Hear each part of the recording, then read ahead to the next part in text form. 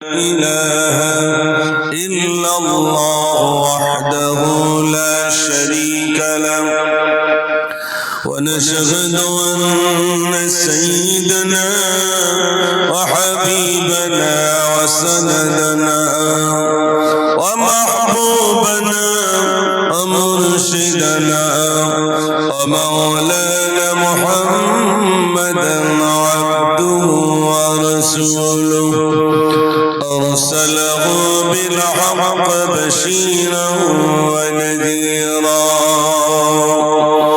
وداعيا إلى الله بإذنه وسراجا منيرا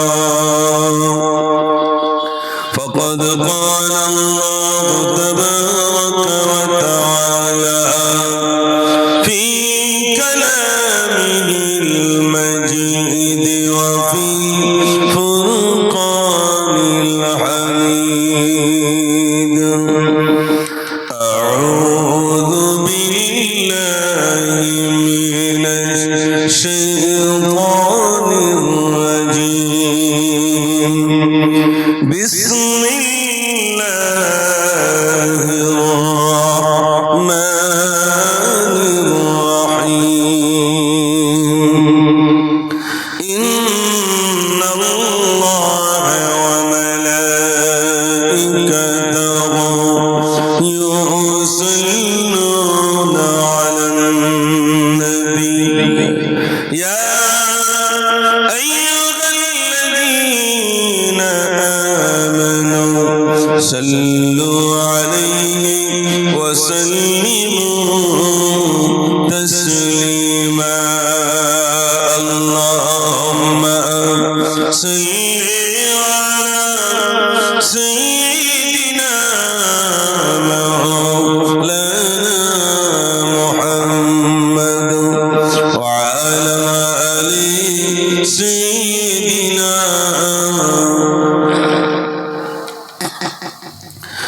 একদিন তোমারি নাম মসজিদ হবে একদিন তোমারি নাম মসজিদ হবে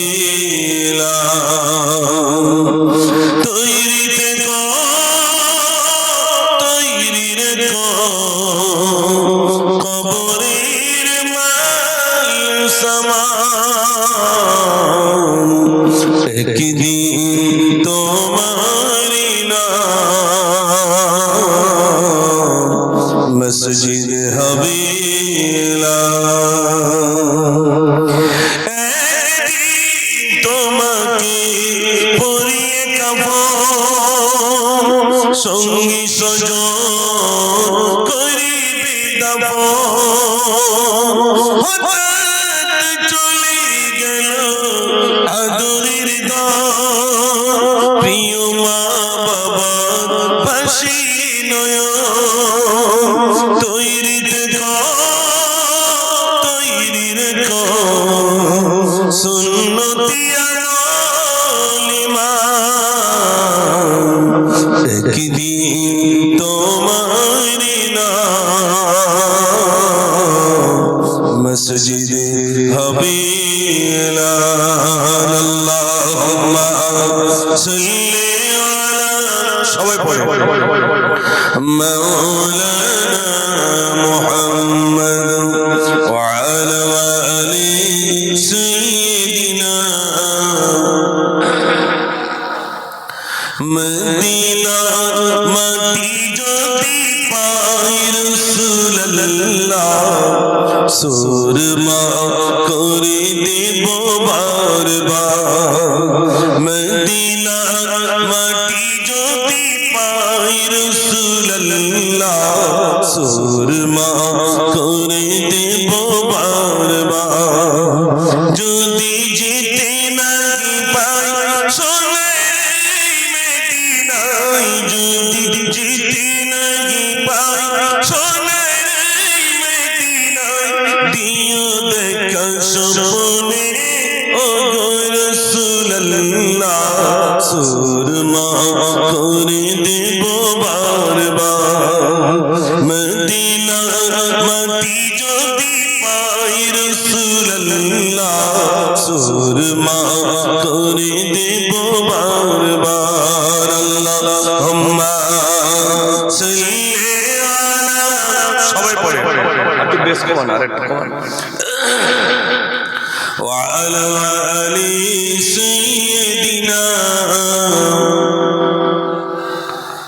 ভাই যে কজন আছেন একটু সামনে আসবেন ভাই হয়তো একটা সাইডে বসেছেন এই সাইডে মনে হচ্ছে দুটো পাড়া এটা হয়তো মাগুরাবাদ আর এটা হয়তো বেড়াসাবা এটা একটা মনে হচ্ছে তো একটু যদি সামনে দিকে আসতেন একটু ভালো লাগতো আসেন না কই যুবক ভাইরা আমি আপনাদের কাছে একটু বুড়ো বয়সে এলাম বলে কি আর আপনারা আসবেন না ভিতরে ঢুকলে দুই চারটে গজল শোনাবো যদি না ঢুকেন তাহলে আর কিছু করার নাই একটু আসেন বাইরে একটু সামনে আসেন মাশাআল্লাহ একটু তাকবীর দেন দেখি নারে তাকবীর এই তো জোর আছে ভালো আরেকটু জোরে দেন নারে তাকবীর মাশাআল্লাহ এই সাজ গুম্বদ वाले मंजूरी दुआ करना जब वक्त नज़र आए दीदार अता करना जरा बोलो ना सुभान अल्लाह ऐ नूर खुदा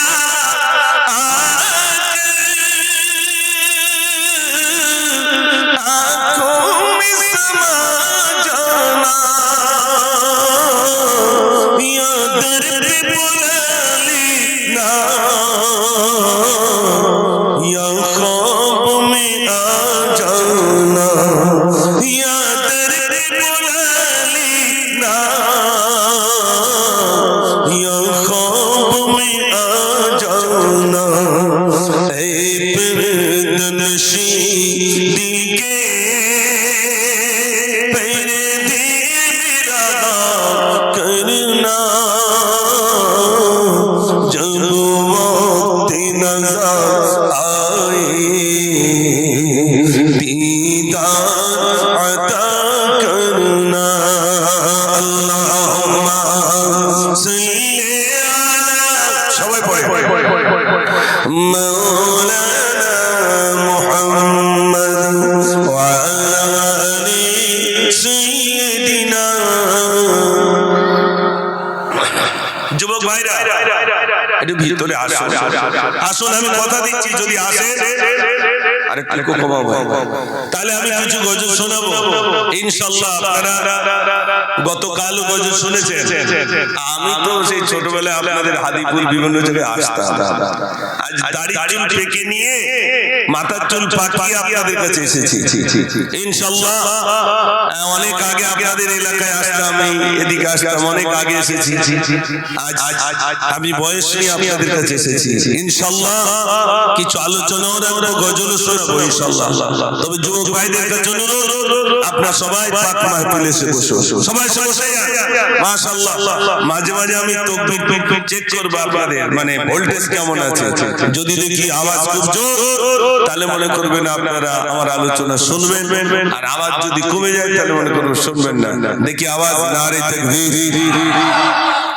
ওই যুবক ভাই ওকেন কেন ভাই ভয় লাগছে নাকি এই শোনে কেন আরে তোমরা এসেছো তোমাদের জন্যই তো আমি এসেছি আর এরকম করো কেন ও যুবক ভাই আসে না পিছনে কেন আসেন চলি আমার ধারে এসে সেখানে আমার মিলাদে আসতে গেলে টুপি লাগবে না তুমি বসো আসলে টুপি লাগবে তার মানে পরে পরে টুপি হতে দেবে এসো চলে এসো যুবক ভাইরা তাড়াতাড়ি এসো মাশাআল্লাহ ওই হাই লো প্রেসার দিয়েছে আমার সোনার ভাইরা আছে সবাই আছে ভিতরে আছে সকলে ভিতরে আছে তবে মাঝে মাঝে একটু আওয়াজ চেক করব এবং কিছু গজল শোনাবো আর আলোচনাও তো রাখবো তার আগে একটু ময়দানটা একটু ফুল করে লই নাকি ভাই অনেক একদম ফাঁকা ফাঁকা তাই একটু ভাগ উত্তর দিয়ে যদি আসে একবার আওয়াজ দেন না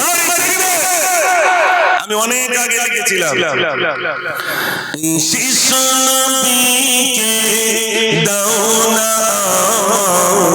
নিয়ে যাবে হালিমা তোমার এই শিশু নবীকে দাও না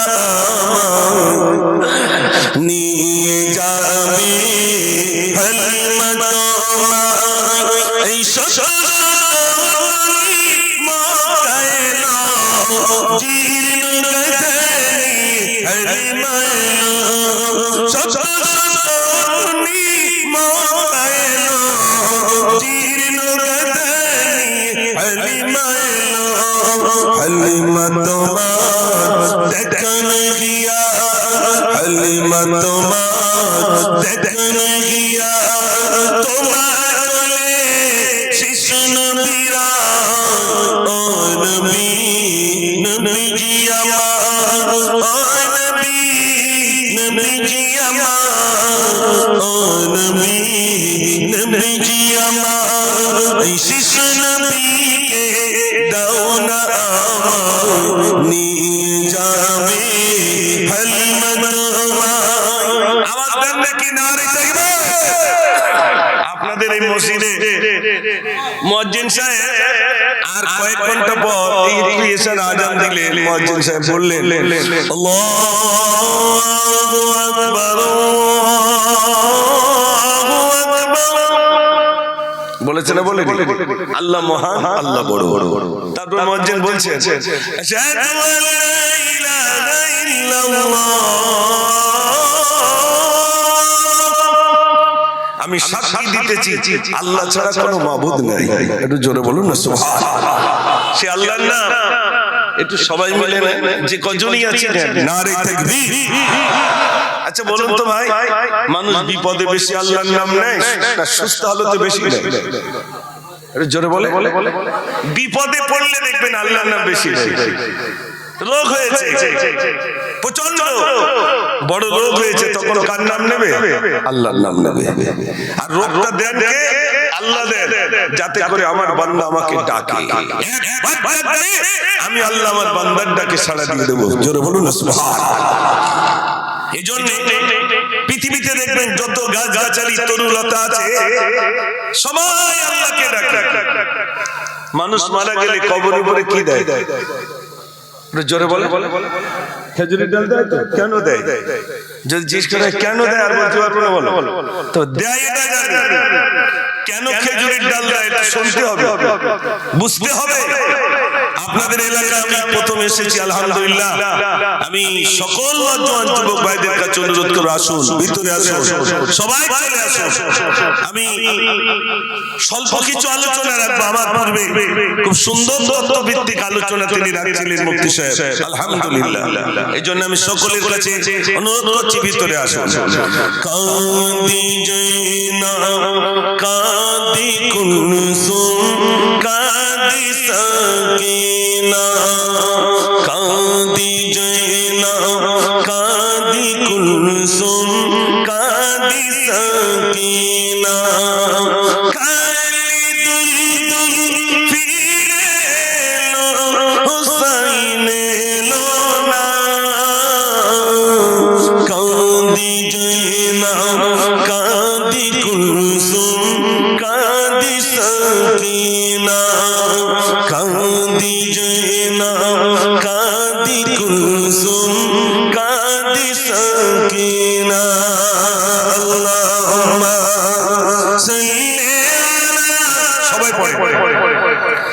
مولانا محمد وعلى سيدنا صلى الله عليه وسلم সম্মানিত আজকে সবার সুনামধন্য সভাপতি সাহেব দূর দূরান্তে আগত উলামা হযরত বিশেষ করে আপনাদের মসজিদের সুনামধন্য ইমাম সাহেব এবং সামনে উপবিষ্ট জ্ঞানপিপাসু দিনদার ইমানদার আল্লাহওয়ালা বজির ভাইরা আল্লাহ সুবহানাহু ওয়া তাআলা প্রতি প্রশংসা যে আল্লাহ আমাদেরকে দুনিয়ার সমস্ত কর্ম থেকে দূরে রেখে তারা পুত পবিত্র ধর্মসভায় বসার মতো শোনার মতো বলার মতো আল্লাহ সুযোগ করে দিয়েছেন সেই মহান স্রষ্টার প্রতি শুকর আদায় করি সবাই সমস্ত ভক্তি ভরে প্রাণ ভরে উচ্চ আওয়াজে বলি আলহামদুলিল্লাহ আলহামদুলিল্লাহ। তারপরেই জানাই সাইয়্যিদুল মুরসালিন সাইয়্যিদুল কাউনাইন খাতামুন নবিয়্যিন জনাব মুহাম্মদুর রাসূলুল্লাহ, সকলে বলুন সাল্লাল্লাহু আলাইহি ওয়াসাল্লাম। তার প্রতি অগণিত দরুদ ও সালাম বর্ষিত হোক, সকলে বলুন আল্লাহুম্মা আমিন। যুবক ভাইরা হয়তো মনে করছেন গজল বলবেন না, বলবো, তবে দুটো লিখ সারাই করিলেই তারপর তো হাওয়া দেবো না। কিরম মনে হয়? একটা টিউয়ে যদি 14 জায়গায় লিখ থাকে, মিস্ত্রির কাছে যদি বলেন হাওয়া দেন, হাওয়া থাকবে না বেরিয়ে যাবে? একটু কথা বলেন, বেরিয়ে যাবে। আগে সলিউশন দিয়ে কায়দা করে তালি মারতে হবে, তারপর হাওয়া দিলে হাওয়া থাকবে। এই জন্য যুবক ভাইরা জানেন না যে আপনাদের কত অবদান। ইসলামে সবথেকে বেশি অবদান যুবকদের। একটু জোরে বলুন না সুবহানাল্লাহ। এই যে যুবক রয়েছে না, ইসলামে সবথেকে বেশি অবদান যুবকদের। গ্রামে দেখবেন যুবক বদলে গেছে তো গোটা সমাজ বদলে গেছে। গ্রামে দেখবেন যুবক বিগড়ে গেছে তো গোটা গ্রামটাই বিগড়ে গেছে। এই জন্য যুবক যদি জানতেন যে আমার অবদান কত ইসলামে, পিছিয়ে থাকতেন না, সব সামনে এসে বসতেন। হযরত আলী রাদিয়াল্লাহু তাআলা ইসলাম কবুল করেছেন মাত্র 8.5 বছর বয়সে। নবীজি বলেছেন একটা বুড়ো মানুষ জান্নাতে যাবে না, সব জনেরা যাবে। আপনারা বলেন হ্যাঁ কি মিলাদ হচ্ছে না? সাহাবারা বললেন ইয়া রাসূলুল্লাহ, তাহলে আমাদের উপায় কি হবে? নবীজি বললেন তোমাদের সেদিন জন করিয়ে যুবক বানিয়ে আল্লাহ জান্নাতে দিয়ে দেবেন। জোরে বলুন না সুবহানাল্লাহ। বয়স্ক মানুষ সেদিন আর বয়স্ক থাকবে না, জন হবে ভাই, জন হয়ে যাবে, নজওয়ান হয়ে যাবে, যুবক হয়ে যাবে। একটা যুবক মাত্র কয়েক রাকাত নামাজ পড়বে, আর একটা বয়স্ক মানুষ সারা রাত নামাজ পড়বে। যুবকের কয়েক রাকাত, বুড়ো মানুষের সারা রাত, দুটো সমান হয়ে যাবে। সাহাবারা বললেন ইয়া রাসূলুল্লাহ, আমরা বয়স হয়ে গেছে, তাহলে আমাদের উপায় কি হবে? নবীজি বললেন তোমরা যুবক পেরিয়ে বৃদ্ধে পা দিয়েছো, অতএব ওই যুবক বয়সের আমলটাই বৃহৎ আমল। জোরে বলুন না সুবহানাল্লাহ। আজ এই জন্য আমি যুবক ভাইদের কাছে অনুরোধ করবো, আসুন ময়দানে আসুন, আপনাদের আলোচনা শুনতে হবে। বয়স্ক বাবাজিরা তো আছেন আলহামদুলিল্লাহ, সেই সাথে সাথে আপনাদের আসতে হবে, আগিয়ে আসতে হবে, আলোচনা শুনতে হবে, বসতে হবে। আমি সেজন্যই সোনার ভাইদের কাছে অনুরোধ করছি, আপনারা আসুন। আল্লাহ পাকের বড় দয়া, যে সুন্দর মেহফিলে আল্লাহ বসার সুযোগ দিয়েছেন, আল্লাহ পাকের শুকরিয়া আদায় করে করে আমরা শেষ করতে পারবো না। কথা দিচ্ছি একটু বসেন। আলোচনা অনেক শুনেছেন, গজল অনেক শুনেছেন, আমার 2-4টে বুড়ো বয়সের গজল আপনারা শোনেন। আমি আপনাদের এই সাইডে আগে কম বেশি প্রচুর ভাবে আসা হতো, গজল বলা ছেড়ে দিয়েছি, তারপরেও বুড়ো বয়সে মাঝে মাঝে একটা তো বলতে হয়।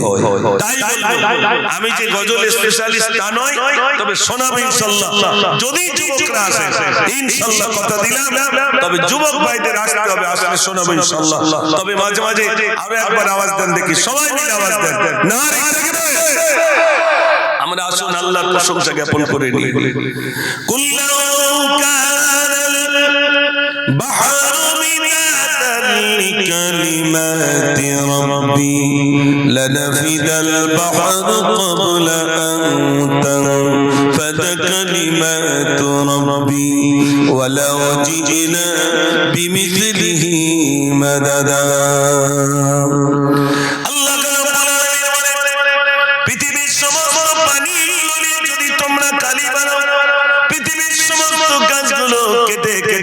তোমরা কলম বানাও, এরপরে যদি আমার প্রশংসা লিখতে থাকো, লিখতে তোমাদের কালিগুলো শেষ হয়ে যাবে, তথাপি আমার প্রশংসা লিখে লিখে শেষ করা যাবে না।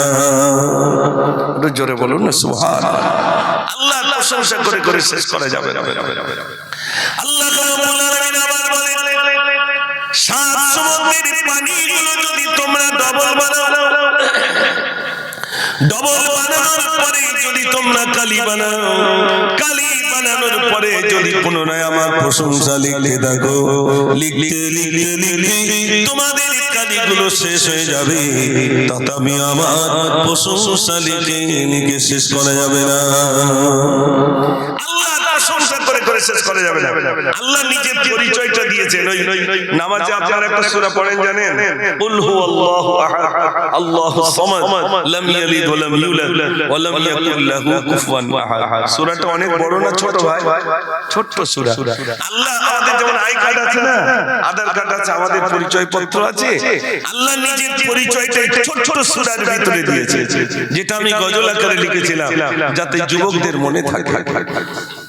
নাই মোর সুখ দুঃখ নাই রে পিয়াস বুক দুনিয়াতে তো আজকে মনে আমি বলে দিয়েছি কোরআনে।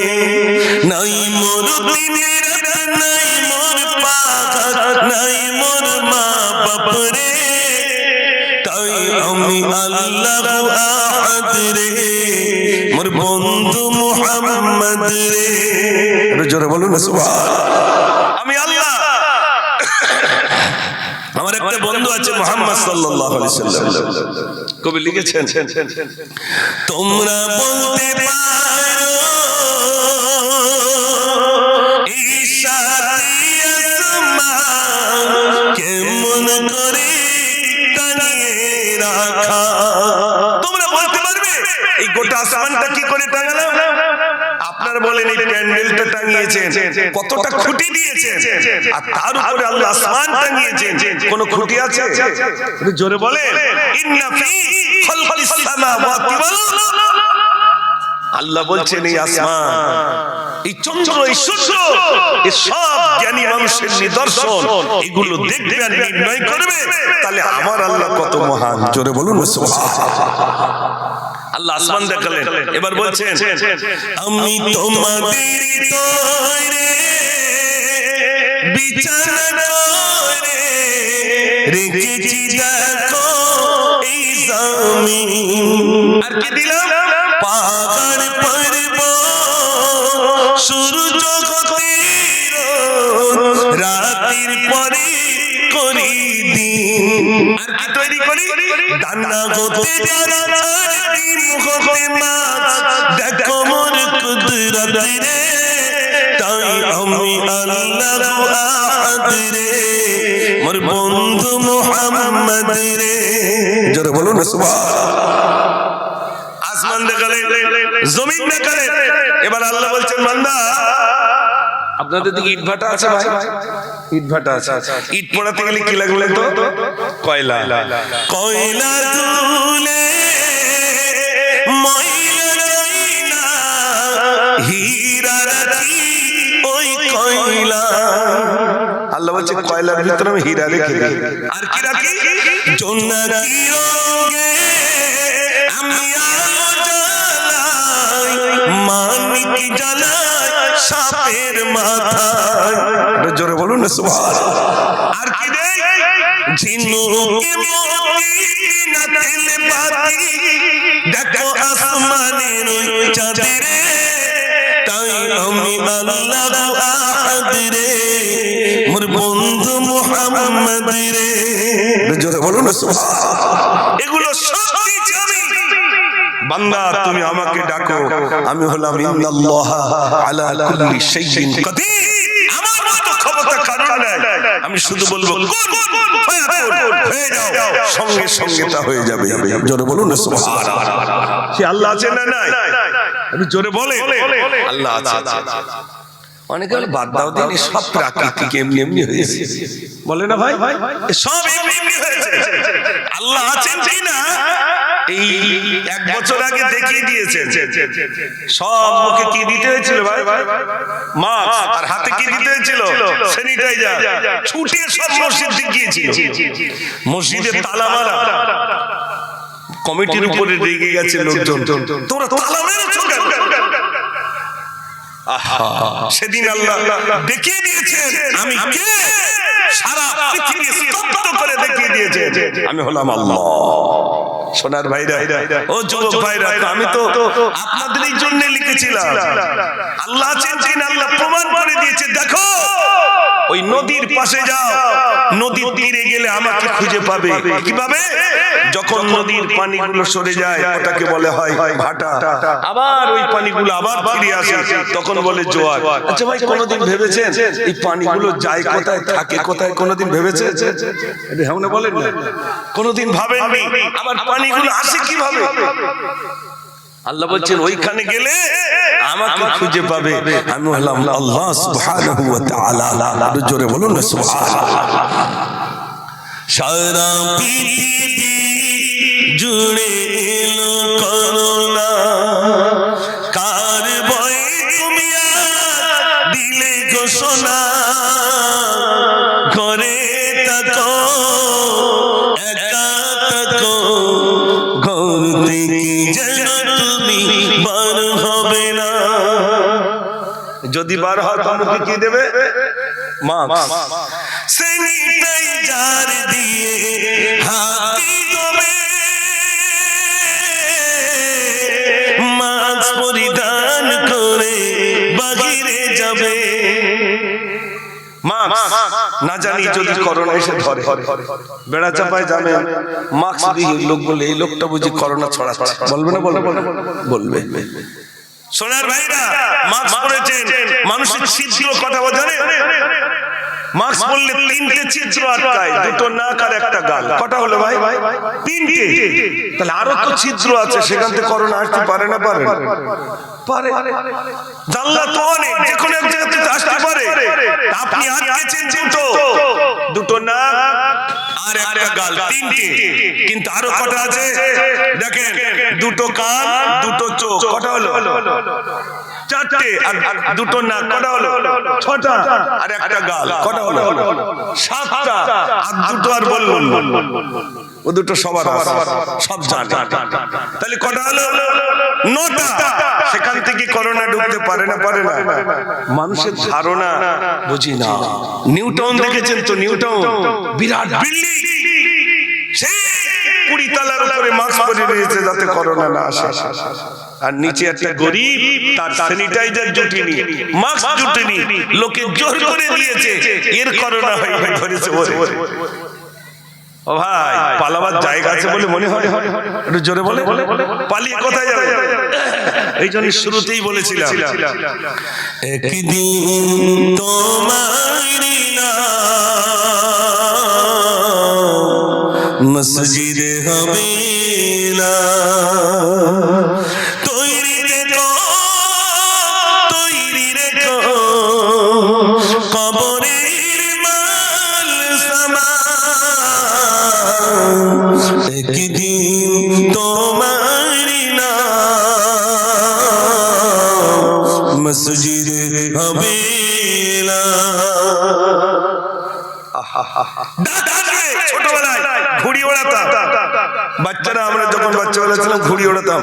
তো ঘুড়ি যখন অনেক উঁচু উঠে যায় তখন মাথা নাড়া দেয়, আর নিচে নামছি না। দড়ি যার হাতে থাকে বলে ঘুড়ি, যতই মাথা নাড়া দিস টান মারবো তোকে, আসতে হবে না? আমি এই বসে আছি, ইন্দোনেশিয়ার একজন কারি সাহেব,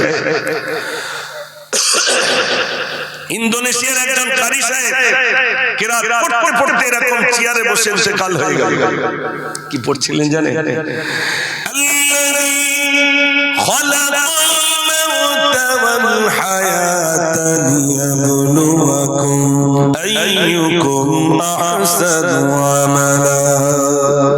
আল্লাহ রাব্বুল আলামিন বলেন, আমি মৃত্যু দিলাম আর হায়াত দিলাম, কে কেমন আমল করে আমার কাছে আসতে পারে? আল্লাহ বলেন, আমি মৃত্যু দিলাম আর হায়াত দিলাম, এই মৃত্যু আর হায়াতের মাঝখানে যে সময়টা রয়েছে, কে কেমন আমল করে আমার কাছে আসতে পারে, এই জন্য আমি দিলাম। ভাবিনি কোনদিন যে আল্লাহ আমাকে ডাকবে, যে ডাকবেন আমাকে চলে যেতে হবে, যে মুহূর্তে ডাকবেন সেই মুহূর্তে আমাকে চলে যেতে হবে। ঠিক কি না ভাই? হযরতে মালিক দিনার রাহমাতুল্লাহ আলাইহি, যুবক ভাইরা বসেন, শোনাবেন ইনশাআল্লাহ। হযরতে মালিক দিনার রাহমাতুল্লাহ আলাইহি বলেন, আমার জীবনের স্বপ্ন আমার জীবনটা পরিবর্তন করে দিল। আমি গভীর রাতে স্বপ্ন দেখলাম, একটা সাপ আমাকে তাড়া করে নিয়ে যায়। সাপ কিছু দূর চলে গেলাম, সামনে গিয়ে দেখলাম একটা বুড়ো দাঁড়িয়ে রইল। আমি বুড়োটাকে বললাম, বুড়ো তোমার লাঠি দিয়ে সাপটাকে মারো। বুড়ো কিছুই বললো না, কিছুই বললো না। আমি আবার পুনরায় ছুটতে শুরু করলাম, সাপের তলায় ছুটতে ছুটতে বেশ দূর আবার গেলাম, কিন্তু নজর করে দেখলাম পিছনে আমাকে ভাইরা আমার নজর করে দেখলাম একটা বুড়ো দাঁড়িয়ে রইল। আমি বুড়োটাকে এত বললাম, বুড়ো তোমার লাঠি দিয়ে সাপটাকে মারো। বুড়ো কিছুই বললো না। হঠাৎ করে দেখলাম আমার ঘুমটা ভেঙে গেল। ইমাম গাজ্জালী রাহমাতুল্লাহ আলাইহি ও সোনার ভাইরা, হযরত মালিক বিন রাহমাতুল্লাহ আলাইহি তিনি যখন এই স্বপ্ন দেখলেন, স্বপ্ন ভেঙে গেল, ঘুম ভেঙে গেল। ঘুম ভেঙে তিনি চিন্তিত, কেন এমন স্বপ্ন দেখলাম? একটা সাপ আমাকে তাড়া করে নিয়ে যায়, আর সামনে কি দেখলাম একটা বুড়ো দাঁড়িয়ে রইল। এর মানেটা কি হবে আমাকে জানতে হবে। ভাই আমার মাইনে আলেমের দ্বারস্থ হলেন, ও আমি স্বপ্ন দেখলাম একটা বাঘ আমাকে তাড়া করে নিয়ে, একটা সাপ আমাকে তাড়া করে নিয়ে গেছে। সামনে একটা বুড়ো দেখলাম, বুড়োর হাতে লাঠি। বুড়োটা চুপটি করে দাঁড়িয়ে রইল। একটু বলুন বলুন কি স্বপ্ন আমি দেখলাম? হযরত মালিক বিন রাহমাতুল্লাহ আলাইহি বলেন, ওই যে সাপটা আপনাকে তাড়া করে নিয়ে আসছিল, ওটা সাপ নয়, সাপ নয়, ওটাই হলো আপনার জীবনের বদামল। সামনে গিয়ে দেখলেন একটা বুড়ো দাঁড়িয়ে রয়েছে, ওটা বুড়ো নয়, বুড়ো নয়, ওটা হলো আপনার ভালো আমল। ভালো আমলটা বুড়ো হয়ে গেছে, বদামলটা সাপের মতো হয়ে গেছে। বদামলটা সাপ হয়েছে আর ভালো আমলটা বুড়ো হয়ে গেছে। হযরত মালিক বিন রাহমাতুল্লাহ আলাইহি তিনি বলছেন, আমি অবাক হয়ে গেলাম, আমার ভালো আমল দুর্বল হয়ে গেছে। এখানে আমরা যারা আছি, আমরা যদি আমাদের প্রত্যেকের গাড়ি পাল্লাই মাপি, ভালো আমলটা কেমন হয়েছে আর বদ আমলটা কেমন হয়েছে, আমাদের গাড়ি পাল্লা আমরা মাপতে পারবো না, পারবো না। একটু কথা বলেন, আমরা বুঝতে পারছি না ভালো আমলটা কেমন হয়েছে আর বদ আমলটা কেমন হয়েছে? সবাই কিন্তু বুঝতে পারছে। ভালো আমলটা তো সে বুড়ো হয়ে গেছে, প্যারালাইসিস অবস্থা তার, আর বদ আমলটা দিন দিন তো বাঘ হচ্ছে। আমরা নিজেদের দাড়ি পাল্লাই মাপলেই বুঝতে পারবো, পারবো না? পারবো।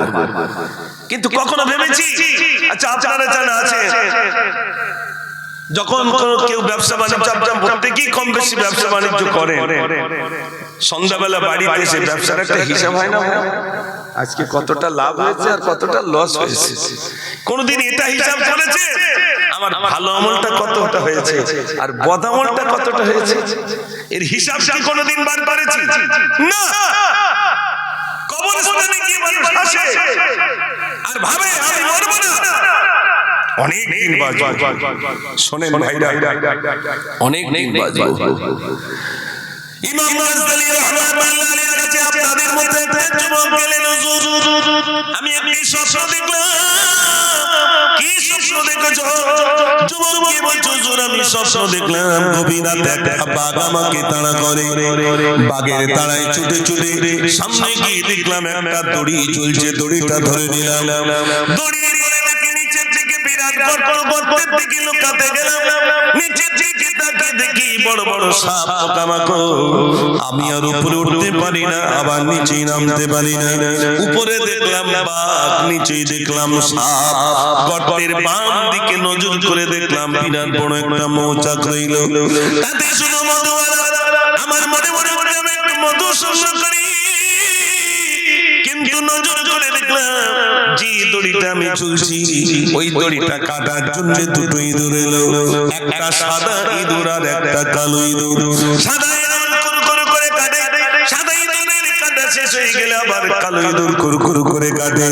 হঠাৎ করে দেখলাম আমার দড়িটা যেই না কেটে গেল, আমি নিচের দিকে পড়ে যাব আর আমার ঘুমটা ভেঙে গেল। ইমাম গাজ্জালী রাহমাতুল্লাহ আলাইহি যুবক, তুমি যে স্বপ্নটা দেখেছো, যে বাঘ করে আনছিল ওটা বাঘ নয়, নয় বাঘ নয় বাবা, ওটা হলো হযরতে আজরাইল। তোমার জান কবজ করার জন্য আসছিল, তুমি ছুটে গিয়ে একটা দড়ি ধরেছিলে, ওটা অন্য কিছু নয় বাবা, ওটা তোমার হায়াত নামক দড়ি। আর তুমি নিচের দিকে তাকিয়েছিলে, বিরাট গর্ত, তাতে শুধু সাপ পোকামাকড়, ওটা অন্য কিছু নয় বাবা, ওটাই হলো তোমার কবর। তুমি বাবা দিকে তাকিয়েছিলে, দেখছিলে বিরাট বড় একটা মৌচাক, ওই মৌচাকটা অন্য কিছু নয়, ওটাই আছে মধুবালা, অন্য কিছু নয় বাবা, ওটা হলো তোমার দুনিয়া। দুনিয়াটা হলো মধুর মতো। আর তুমি এমন করে যে দড়িটাই ঝুলছিল, ওই দড়িটা কাটার জন্য দুটো ইঁদুর এসেছিল, একটা সাদা ইঁদুর আর একটা কালো ইঁদুর। সাদা ইঁদুর মানে দিন, আর কালো ইঁদুর মানে হলো রাত। রাত যাই দিন আসে, তোমার হায়াত নামক দড়িটা কুরুকুরু করে কাটে। এখানে আমরা যারা আছি প্রত্যেকে একটা করে দড়িতে ঝুলছি। এবার বলুন, সাদা ইঁদুর আর কালো ইঁদুর আমাদের দড়ি কাটছে না কাটছে না? কথা বলে কাটছে না ভাই? কার যে কথার বেজে খবর নেই, ওর জন্য মনে হচ্ছে স্বপ্ন। এই টোটাল আপনাদের এলাকার নাম মামুরাবাদ, তাই তো? মামুরাবাদে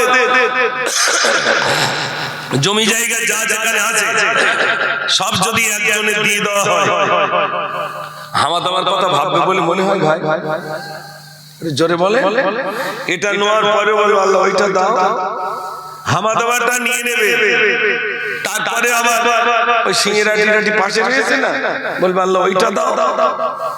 লাস্টে বলবে আল্লাহ এই টোটাল হাড়োয়া থানাটা দাও। এটা ভরবে না। মানুষের যত বয়স হয়ে যায়, হাঁটুতে ব্যায়াম আসে, কোমরে যন্ত্রণা আসে, কত রকম রোগ হয়, কিন্তু একটা জিনিস চাঙ্গা হয়, সেটা হলো আশা। আশা এত চাঙ্গা হয়, আশা বলে ছোট ছেলেটার ঘন্টা করে আর পশ্চিম দিক যাচ্ছি না, আল্লাহ বলে তার আগে উত্তর দক্ষিণ করে দিচ্ছি, টেনশন করিস। উত্তর দক্ষিণ বোঝেন তো? হ্যাঁ না বলে জি, একটু কথা বলতে হবে, একটু সাই দিলে ভালো লাগবে। আওয়াজ দেন নারে তাকবীর।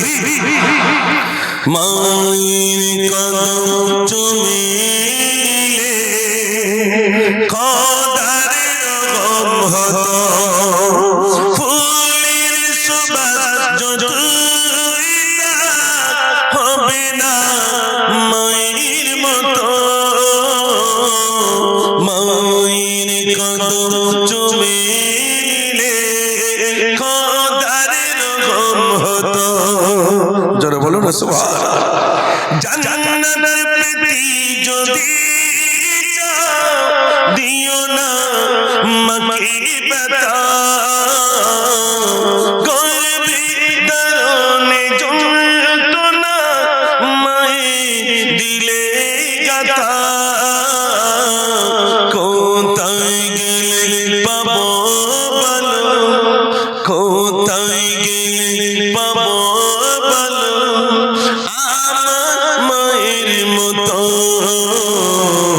মায়ের কদম চুমে নিলে খোদার গম হতো। একটু জোরে বলুন না সুবহানাল্লাহ। সামনে রোজা আসছে না, এই জন্য বলছি একটু বাপ মার কাছে গিয়ে ক্ষমা চাইতে হবে না? হবে না? হবে। জীবনে তো অনেক গুনাহ করেছে, গুনাহ করে গেছে, বাপ মারা কষ্ট পাচ্ছে, তাদের কাছে একটু ক্ষমা চাওয়া। রমজান মাস আসছে আর মাত্র কদিন বাকি আছে, এটা আপনার শাবান মাস শেষ লগ্নে পৌঁছে গেছে, আর মাত্র কয়েকদিন আসছে মাহে রমজানুল মুবারক মাস। একটু জোরে বলুন না সুবহানাল্লাহ। কত মানুষের রোগ হবে, রোজা রাখতে যাবে না ভাই, লিভারের একটু প্রবলেম আছে, কেউ বলবে গ্যাস্ট্রিক হয়, কেউ বলে আলসারের দোষ, বলবে না রোজা রাখতে যাবে না। আর ঠিক 29 তারিখ আসলে শুধু চাঁদের সংবাদ বলবে। ভাই চাঁদের সংবাদ আছে, আমরা বুঝতে পারি ও 27 থেকে রোজা রেখেছে, না তো এত চাঁদের সংবাদ লাগে। শুদ্ধ চাঁদের সংবাদ, হুজুর চাঁদের সংবাদ আছে, আমরা বলি চাঁদের এখন কৃষি সংবাদ। তো কি বলেন, বাংলাদেশে নাকি চাঁদ দেখা গেছে আর আমার এখানে দেখা যাবে না? যেভাবে হোক চাঁদ নিয়ে আসবে, গাড়ি ঘোড়া সব সার্ভিস কমপ্লিট, এবার বেরোতে হবে না? হবে না? আমি লিখেছিলাম না, ওই হাতিপুরি এক সময় বলেছিলাম স্কুল মাঠে, নীল আকাশের গায়ে চাঁদ জিগাসে খুশির মতন যায় রে রোজাদারের ঘরে, নীল আকাশের গায়ে চাঁদ জিগাসে খুশির মতন যায় রে রোজাদারের ঘরে, নীল আকাশের গায়ে চাঁদ জিগাসে দেখে যা দেখে ওই জগনের পাশে দেবের গলে দুলে দুলে মিটি মিটি গাছে, নীল আকাশের গায়ে চাঁদ জিগাসে, নীল আকাশের গায়ে চাঁদ জিগাসে খুশির মতন যায় রে রোজাদারের ঘরে, নীল আকাশের গায়ে চাঁদ জিগাসে। আওয়াজ করে একটু জোরে দেন না, নারে তাকবীর। এই বলটা ছাড়া উপায় নেই ভাই। ওই যখন জন্ম নিয়েছিলাম, আদিবাসী বলেন, হিন্দু বলেন, খ্রিস্টান বলেন, ইহুদি বলেন, নাসারা বলেন, বৌদ্ধ বলেন, জৈন বলেন, শিখ বলেন, ইসাই বলেন, যত ধর্মের, যত বর্ণের, যত কওমের মানুষ জন্ম নিয়েছে, জন্ম নেওয়ার সাথে সাথে বাচ্চা কাঁদে না কাঁদে না? বাচ্চা কাঁদে। বাচ্চা যদি কাঁদে তাহলে সুস্থ, না কাঁদলে অসুস্থ। আল্লাহ রাসূল বলছেন বাচ্চা কাঁদছে না, বাচ্চার জন্ম নেই বলছে আল্লাহ আল্লাহ আল্লাহ আল্লাহ। একটু জোরে বলুন না সুবহানাল্লাহ। বাচ্চার জন্ম নেওয়ার সাথে সাথে আল্লাহর নাম, যদি বাচ্চা আল্লাহর নাম নেয় তাহলে সুস্থ, আর আল্লাহর নাম না নিলে অসুস্থ। তাহলে দেখেন, জন্ম যখন নিয়েছি কার নাম নিয়ে? আল্লাহর নাম নিয়ে। চলে যখন যাব কার নাম নিয়ে? আল্লাহর নাম নিয়ে। মানে কবরে যাওয়ার আগে আল্লাহর নাম নিয়ে যেতে হবে। এসেছি আল্লাহর নাম নিয়ে, যাব আল্লাহর নাম নিয়ে, মাঝখানে একটা গ্যাপ আছে। এই গ্যাপটা কার নাম নেব? জোরে বলে আল্লাহর নাম নেব। এই আল্লাহকে ভুলে গেছি বলেই তো আলেম ওলামারা আসেন, বারবার এসেছেন আর বলছেন আল্লাহ তোমায় আমি ভুলেছি, ভুলেছি তোমার ওই ঘর, জানি আমি মরিলে আসবে সজন, সবাই সেদিন হবে পার। আল্লাহ তোমায় আমি ভুলেছি, ভুলেছি তোমার ওই ঘর। আমি শোনাবো, এতে ইঞ্জিন গরম করার মতো কটা বলে নিচ্ছি, তবে যুবকরা এসে বসলি আরো শোনাবো, ময়দানে ফুল হোক ইনশাআল্লাহ। আমি শোনাবো, যুবক ভাইদের অনুরোধ করছি আপনারা আসুন, সবাই মিলে আরো একবার আওয়াজ দেন, নারে তাকবীর। সোনার ভাইরা, নাম শুনেছেন ফেরাউন, যার লাশটা মিশরের জাদুঘরে আজও আছে। ভাইরা, মুসা নবী ফেরাউনের কাছে গিয়ে বলছে, ও ফেরাউন তুমি বলো লা ইলাহা ইল্লাল্লাহ।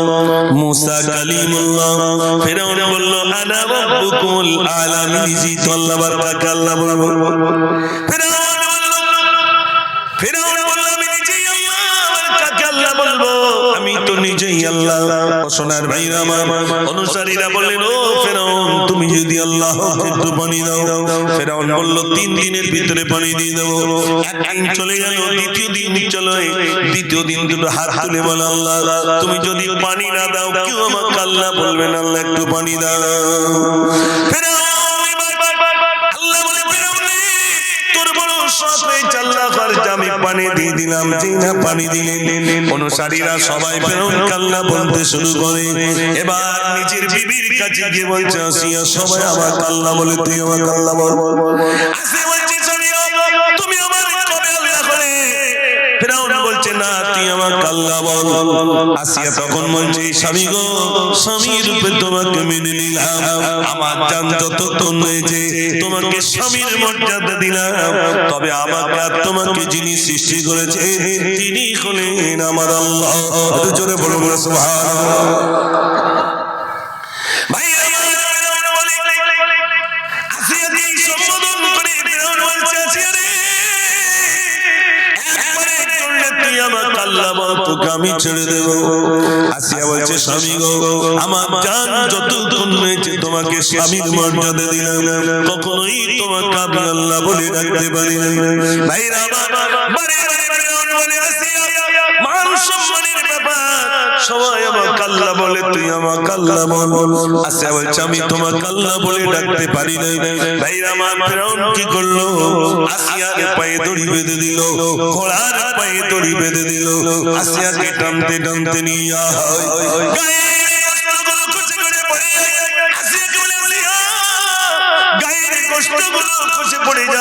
হাড্ডিগুলো দেখা যায়। একবারের জন্য তুই আমার আল্লাহ বল। আসলে স্বামী গো আমার জীবনের সব কিছু চলে যাবে, কিন্তু আমি তোমাকে স্বামীর মর্যাদা দিলাম। আমাকে তোমাকে যিনি সৃষ্টি করেছেন তিনি হলেন আমার আল্লাহ। জোরে বলুন সুবহানাল্লাহ। আল্লাহ বলতে যে কত কষ্ট দেখে।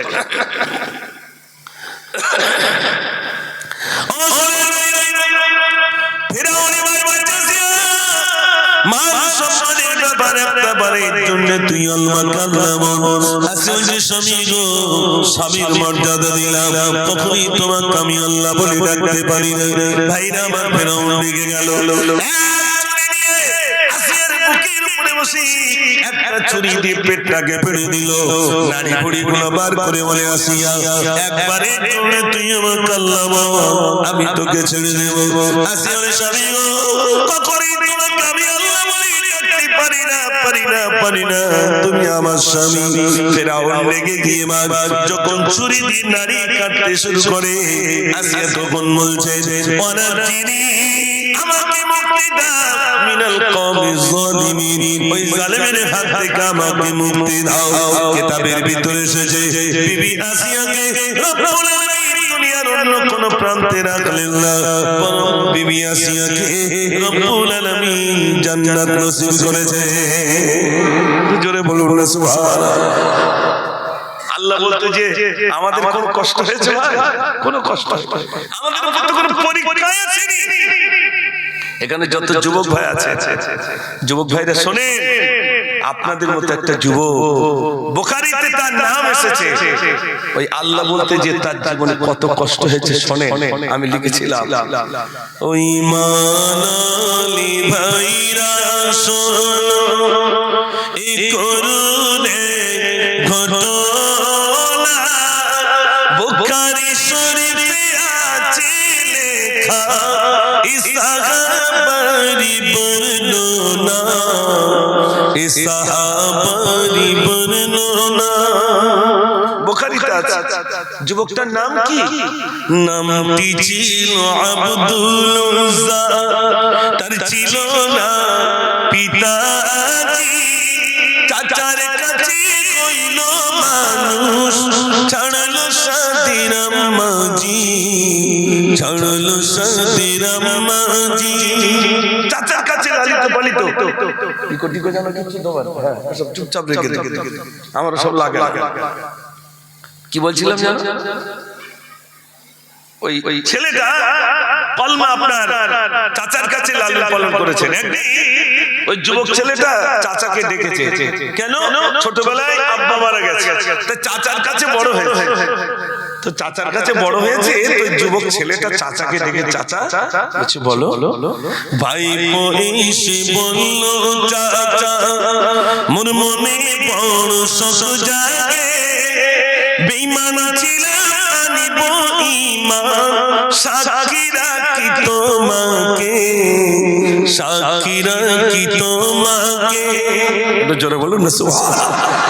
যুবক ছেলে বলছে চাচা কলমা পড়বো তো সাক্ষী খুঁজে পাচ্ছি না, তা আপনাকে সাক্ষী রেখে আমি কলমা পড়ে নিলাম। চাচা রেগে গেছে।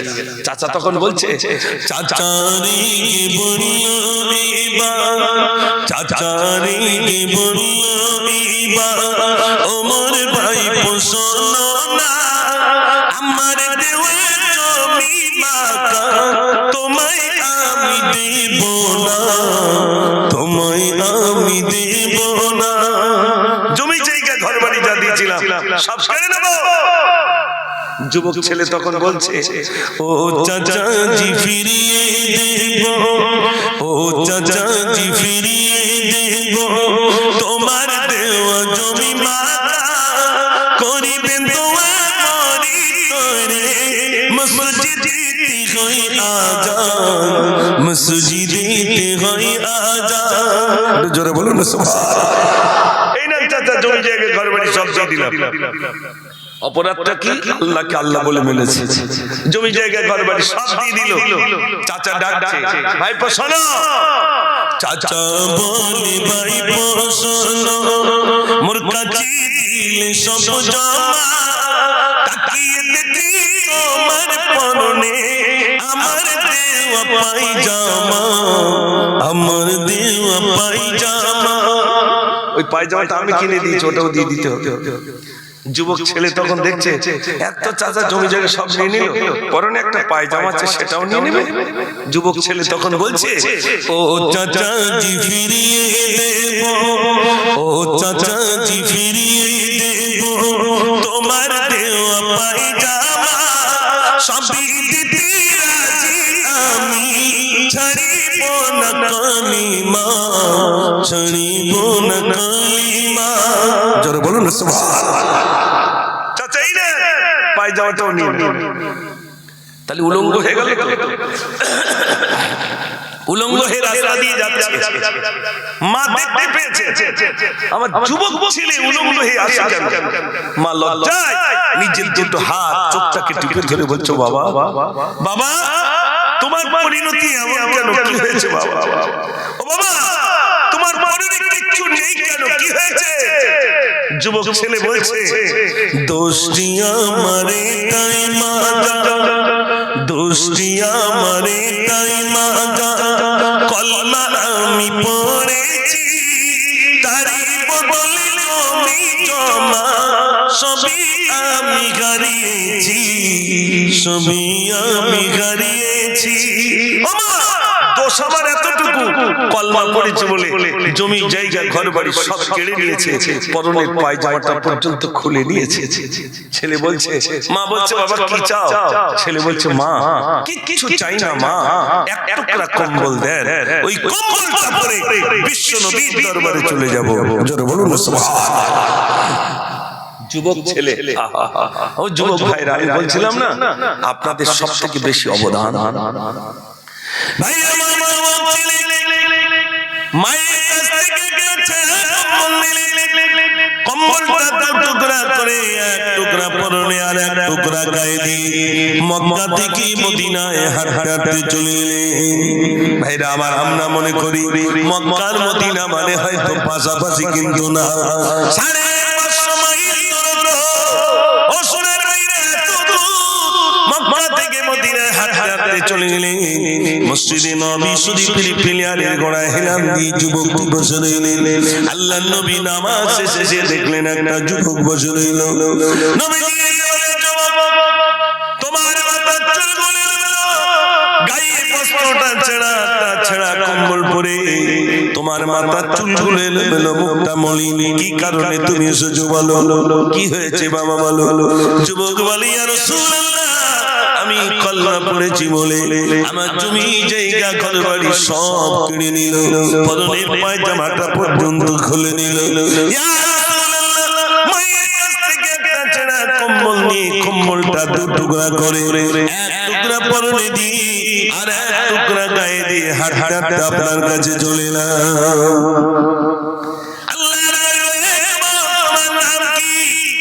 যুবক বলছে, ইয়া রাসূলুল্লাহ, আমার নাম আব্দুল উজ্জা। আল্লাহর নবী বললেন, না না না, তোমার নাম আব্দুল উজ্জা নয়, তোমার নাম আব্দুল উজ্জা নয়, আমি বিশ্ব নবী, তোমার নাম দিলাম আব্দুল্লাহ। জোরে বলুন না সুবহানাল্লাহ।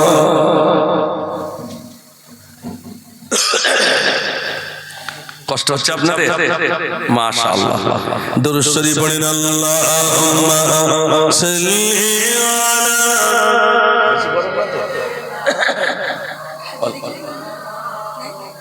ঠিক আছে।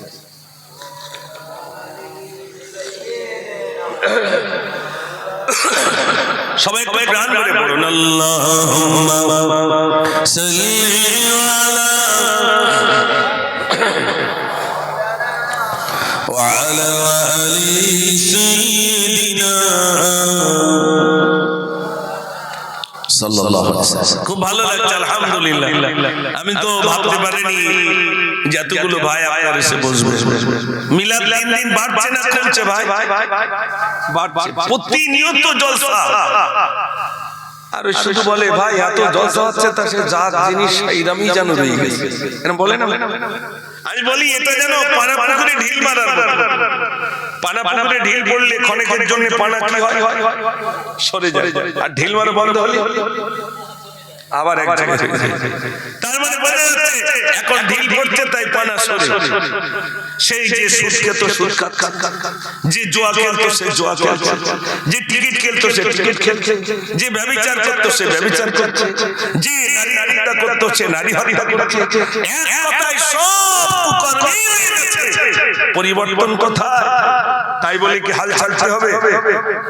না, যতক্ষণ বসে থাকবে বুঝি আর না বুঝি শুধু বলবে। আমাদের সগীরা গুনাহ, ছোট ছোট গুনাহগুলো আল্লাহ পাক ধুয়ে মুছে সাফ করে দেবেন। জোরে বলুন না সুবহানাল্লাহ। তাহলে মিলাদে এসে লাভ না লস ভাই? লাভ। আমরা আসতে চাই, শয়তান আমাদের ধরে রেখে যায় না। যা ভাইরা, আজ আপনারা এখানে এসেছেন, এই তো কান্নার মাস, এই যে মাসটা আল্লাহ নবী সাল্লাল্লাহু আলাইহি ওয়াসাল্লাম বলেন, যখন রজব আসে তোমরা জমিনটাকে কাদা করো, শাবান মাস আসলে তোমরা বীজ বপন করো, আর মাহে রমজান আসলে তোমরা ফসল কাটতে শুরু করো।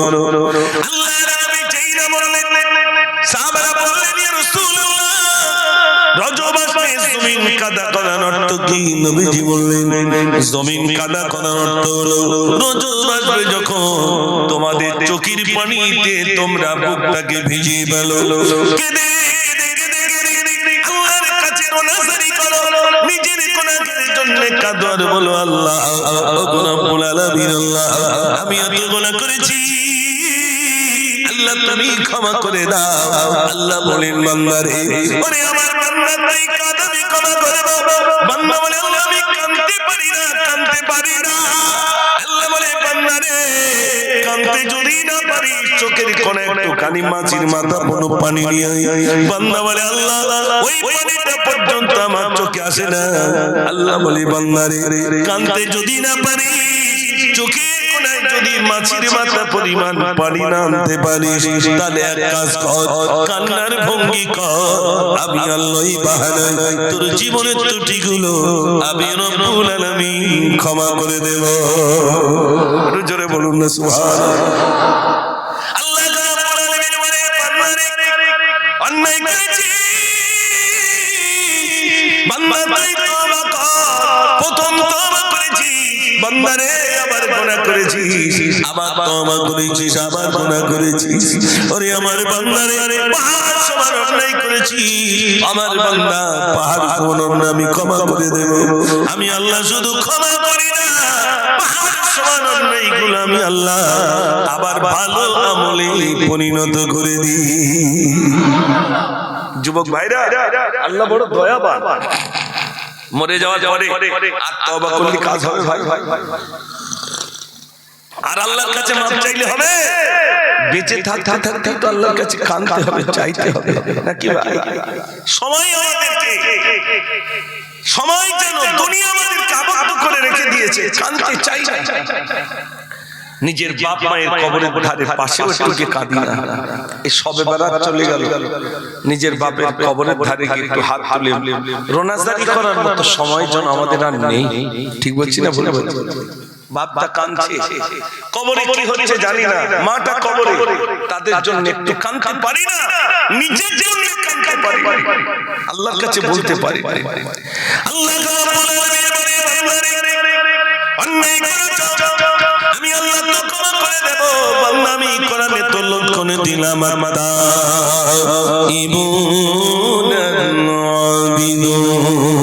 তওবা করি, ইবাদত করনে ওয়ালা। বেশি বেশি করে তওবা করো, আল্লাহর কাছে কাঁদো। আল্লাহ বলে, বান্দা রে, বান্দা তুমি তওবা ক্ষমা করে দেব। ও যুবক ভাইরা, এখানে অনেক যুবক রয়েছেন, সত্যি কথা বলুন। মাঝে মাঝে ধর্মতলা গেছেন তো আপনারা? ধর্মতলা গেছেন, দেখবেন টিপু সুলতান মসজিদের সামনে শুধু দাঁড়িয়ে থাকবেন আপনাদের মতো যুবক, প্যান্ট পরা, গেঞ্জি পরা, চুলটা ভিন্ন স্টাইলে কাটা, অথচ আজান হয়েছে, মসজিদে নামাজ পড়ছে। পড়ছে না? পড়ছে না? এটা হ্যাঁ না বলেন? পড়ছে। তাহলে সেখানকার যুবক প্যান্ট পরেছে, গেঞ্জি পরেছে, চুলটা ভিন্ন স্টাইলে কেটেছে, অথচ মসজিদে গিয়ে নামাজ আদায় করেছে। আর আমাদের যুবকরা কেন মসজিদে যায় না ভাই? ঠিক বলছি না ভুল বলছি? আমাদের যুবকগুলো মসজিদের সঙ্গে সম্পর্ক নেই কেন? আর মিলাদে গেলেই শুধু বলে হুজুর একটু ছেলেপিলের একটু বলেন তার নামাজ পড়ে, মানে ছেলেপিলে পড়বে আর বুড়ো লোক পড়বে। আর ছেলেপিলে ভাবছে বাপ বুড়ো বয়সে গেছে আর আমি আর জন্ম বয়সে গিয়ে কি করব? আমরা যেন সিস্টেম চালু করেছি, ওই মুয়াজ্জিন সাহেব আযান দিচ্ছে, ও তো ভাতা পাচ্ছে, আর ইমাম সাহেব ইমামতি করছে, ভাতা পাচ্ছে, মানে ওরা দুজন থাক আর আমরা কি করব? ঠিক বলছি না ভুলে বলছি? বলো, মিলাদ গিয়ে মসজিদে মুসল্লি বাড়ছে, হ্যাঁ না বলেন? সে যা চাই এই রমজান মাস আসলে কিছু যাবে, তাও আবার দিন ঠিক করা আছে, এই আর 27 বলো শিগগির চল, 27-এ ভিড় হয়েছে। আবার কিছু কিছু লোকের ইফতার দেওয়ার জন্য বলতে হয়, ভাই ইফতার দাও, ইফতার দাও। ইফতার দেওয়ার জন্য বলতে হয়? রাসূল বলেছে একটা রোজাদারকে খেজুর খাওয়ালে 15 রোজা রাখার সওয়াব তার আমলনামায় লিপিবদ্ধ হয়ে যাবে। জোরে বলুন না সুবহানাল্লাহ। ইফতার দেওয়ার জন্য হুড়ুহুড়ি হবে, আমার নাম লেখে, আমার নাম লেখে, আমার নাম লেখে বলবে, কিন্তু আজ আমাদের ভিতরে এগুলো নাই। ও শুনে মতো যুবক, আমি গজল শুনে যুবক ভাইরা, আগে তো দেখেলি আসলে আমি প্রথমে এসেছি তো শুধু মনে মনে হচ্ছে বলবে না মনে হয়, আসলে আমি বলবো, কিন্তু মানুষের এখন চাহিদা এইরকম, সেলাইন এক বোতল একসাথে দিয়ে দিলেই ভালো হয়, কিন্তু সেলাইন কি একসাথে দেওয়া যায় ভাই? একটু জোরে বলে কি করে দিতে হয়? 2 টোপ 3 টোপ 4 টোপ এরকম আস্তে আস্তে যাবে তো, তারপর ইনজেকশন দেবে, তারপর একটা রোগী মোটামুটি সুস্থ হবে। কিন্তু আমরা উঠি পারে বলি ডাক্তার দেখেন অবস্থা খুব খারাপ, তাড়াতাড়ি দেখেন, আর রোগটা কদিনই সেদিন দেখো হঠাৎ করে কি সুস্থ হবে। এই জন্য আলোচনা শুনতে গেলে একটু প্রাণ ভরে শোনা লাগবে। একদিক দেখতেছি, যদি আবার ওদিক না বলি তো উঠে পালাবো, ওদিকটাও দেখতে হচ্ছে, এদিকটাও দেখতে হচ্ছে। আমি তো বুঝতে পারি, স্পিচ করলে বোঝা যায়, নাড়াচাড়া করলে বোঝা যায়। আমাদের দিকের কটা কত রাত পর্যন্ত হয়, খুব যদি মনে করুন 1টা পর্যন্ত, তার বেশি তার মিলাদ হয় না। আর চলে যান ডায়মন্ড হাবড়া, কাকদ্বীপ, নামখানা, আমার টাইম দিয়েছে রাত আপনার 5টা থেকে এই আপনার 3টে থেকে 5টা পর্যন্ত। গিয়ে দেখি 6টা লোক বসে রয়েছে, আননি তাও 6টা খুঁটিতে 6 জন, 6টা খুঁটিতে 6 জন এলালে পা লম্বা করে বসে রয়েছে, আর শুধু হাই তুলতেছে। আর যুবকরা তো আমার তুলে দিয়ে ওরা পাস, ওরা চলে গেছে, ওরা দাঁড়ায় গেল। আমি উঠে বলি সর্বনাশ, 6টা খুঁটিতে 6 জন। আচ্ছা আপনি কিছু বলতে পারবেন মিলাদ হবে বলে মনে হয়? কি করে হবে? ওই সময় তো অন্ধ মৌলবীর দরকার, ও মনে করবে আমার সামনে লাখ লাখ লোক বসে রয়েছে, আর ক্যাসেট বাজিয়ে দিতে হবে শুধু সুবহানাল্লাহটা জানো বলে, অতি মনে করবে লাখ লাখ লোক। 6 কোটি 6 জন। আমি উঠে বললাম ভাই আপনারা যদি বাড়ি চলে যেতেন কর্তৃপক্ষ আমার আর তুলতো না, মানে প্যান্ডেল ফাঁকা, আমার দিক থেকে সব হুজুরের লোকটাকে আর হুজুরটা বাড়ি পাঠাচ্ছে। তখন একজন উঠে বলতে হুজুর আমরা এমনি বসে বাড়ি বিরাট কুটুমির চাপ, সিট খালি নেই, আর একটু মিলাদ না করলে কুটুম আসে না, আসে। আর 2-1 আমার কুটুমির ভাই ভাই আছে না, চার দোকানে গিয়ে মুখটা ছোট করে বসে থাকে, কি গো মন খারাপ কেন? আর বলো না ভাই, এই বড় ভাইটা গেল ছোট ভাই এসে হাজির, কুটুম টেনে টেনে আর পারি। আর আমি আপনাদের বলে যাই, যে বাড়িতে কুটুম আসে না ও বাড়িতে বরকত আসে না, যে বাড়িতে কুটুম আসবে ও বাড়িতে বরকত আসবে। জোরে বলুন সুবহানাল্লাহ। কুটুম আপনি ফিরিয়ে দিচ্ছেন, মানুষ দাউদ করে পায় না, মানুষ দাউদ করে পায় না, আর আপনার বাড়ি মেহমান এসে আপনি ফিরিয়ে দিচ্ছেন। আল্লাহ রাসূল সাল্লাল্লাহু আলাইহি ওয়াসাল্লাম মেহমান ছাড়া খেতেন না, মেহমান ছাড়া খেতেন না, একটু জোরে বলবেন না সুবহানাল্লাহ। নবীজি একদিন পেটে কাপড় বেঁধে রেখে দিয়েছে, একদিন না, দুদিন না, 3 দিন অনাহারে পেটে কাপড় বাঁধা। ও ভাই, আমার পেটে কাপড় বাঁধা নবীজি, আপনাদের মতো একটা যুবক আল্লাহর নবীর পেটের কাপড় বাঁধা দেখে সহ্য করতে পারলেন না। সাহাবাদেরকে জিজ্ঞাসা করলেন, আল্লাহর নবীর পেটে কাপড় বাঁধা কেন? সাহাবারা বললেন, নবীজি একদিন নয়, দুদিন নয়, 3 দিন অনাহারে রইলেন, বাড়িতে কিছুই নাই বলে নবীজি 3 দিন অনাহারে পেটে কাপড় বেঁধে রেখে দিয়েছে। ও সোনার ভাইরা, পেটে কাপড় বাঁধা যুবক ছেলে ছুটে ছুটে নিজের বাড়িতে এসেছে। মা মা মা, আল্লাহর নবীর পেটে কাপড় বাঁধা দেখে না, ও মা আমাদের বাড়িতে কিছু খাদ্য আছে কি? মা বললেন, বাবা ছেলে, খাদ্য বলতে একজনের মতো খাদ্য রয়েছে, তাড়াতাড়ি করে যা, আল্লাহর নবীকে একটু দাওয়াত করে নিয়ে আয়। ছুটে ছুটে নবীজির কাছে এসেছেন। আসসালাতু ওয়াসসালামু আলাইকা রাসূলুল্লাহ, আসসালাতু ওয়াসসালামু আলাইকা হাবিবাল্লাহ। সহ্য করতে পারি না, আপনাকে দাওয়াত করতে এলাম ইয়া রাসূলুল্লাহ, চলুন চলুন আমাদের বাড়ি থেকে আপনি একটু খাওয়া দাওয়া করে নেবেন। নবীজি বললেন, তুমি আমাকে দাওয়াত করতে এসেছো, তবে তোমার দাওয়াত আমি একা যাব না, আমার 80 জন সাহাবাদেরকে সঙ্গে নিয়ে যাব। বাড়ি কজনের খাদ্য ভাই? নবীজি নিয়ে যাচ্ছে কতজন? 80 জন। ও মনে করতে দাওয়াত করি তো মরিছে এই বাড়ি তো আর নেই কিচ্ছু, ওই একজনের মতো রয়েছে, তাই মা পাঠিয়ে দিয়েছে। কিন্তু নবীজি হাত ধরে রেখেছে, ও যুবক যেন না পালাতে পারে, দাউদ দিয়ে হাত ধরে রেখে দিয়েছে, ও যেন পালাতে না পারে। দেখে যুবক তো আর কাছে রাসূলের হাত থেকে হাত ছিনিয়ে কেউ যেতে পারবে? সাহস নাই। নবীজি বললেন, তোমার দাওয়াতে আমরা যাব, ও যুবক তোমার দাওয়াতে আমরা যাব। এবার হাতটি ধরে বললেন, ও আমার সাহাবারে, সাহাবারে শোনো শোনো, আমার যুবক সাহাবা আমাকে দাওয়াত দিতে এসেছে, আজ আমার যুবক সাহাবার দাওয়াতে আমি একা যাব না, একা যাব না, বরং আমার 80 জন সাহাবাদেরকে সঙ্গে নিয়ে যাব। 80 জন সাহাবাদেরকে সঙ্গে নিয়ে গেলে ঠিক করে দরজার সামনে গিয়ে হাতটা ছেড়ে দিয়ে বলছেন, যাও যাও, তোমার আব্বাকে কি বলো, আল্লাহর নবী তশরিফ রেখেছে। ঘরের ভিতরে কি বলছে, মা সর্বনাশ হয়ে গেল। কি হয়েছে বাবা? আল্লাহর নবীকে দাওয়াত করতে গিয়েছিলাম, নবীজি একা আসেননি, একা আসেননি, বরং 80 জন সঙ্গে নিয়ে এসেছে। নবীর সঙ্গে যদি বেয়াদবি হয়ে যায়, আল্লাহর রাসূলের সঙ্গে যদি বেয়াদবি হয়ে যায়, আনতাহাবাতা আমালুকুম, সমস্ত আমল বরবাদ হয়ে যাবে। ও মা, মা জননী মা, আমাদের বাড়িতে একজনের মতো খাদ্য নবীজি 80 জন কিনেছেন, কেমন করে কেড়ে নেব? বাড়িতে কান্নার রোল পড়ে গেল। নবীর সামনে কেমনে যাব?